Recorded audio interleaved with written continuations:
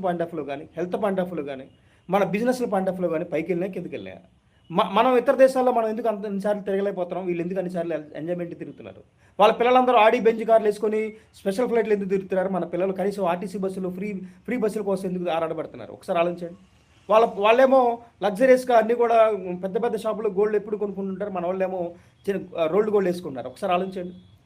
మన మన ఇంట్లో ఆడవాళ్ళు రోల్డ్ గోల్డ్ వేసుకొని తిరుగుతున్నారు, వాళ్ళేమో లగ్జరీస్గా గోల్డ్ వేసుకొని విపరీతంగా ఎంజాయ్ చేస్తున్నారు. మరి మన వాళ్ళ ఆడవాళ్ళ పరిస్థితి అంతే కదా. మరి వాళ్ళ ఆడవాళ్ళు అందరూ కూడా మరి లగ్జరీస్ శారీలో లక్షల కోట్ల రూపాయలు పెట్టి ఎంజాయ్ చేస్తారు.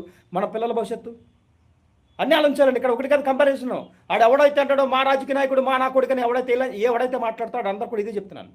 మీ ఇంట్లో వాళ్ళ పరిస్థితి కూడా ఇలాగే ఉందా?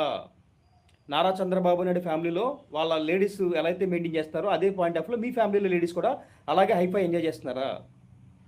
ఓకే. అలాగే జగన్మోహన్ రెడ్డి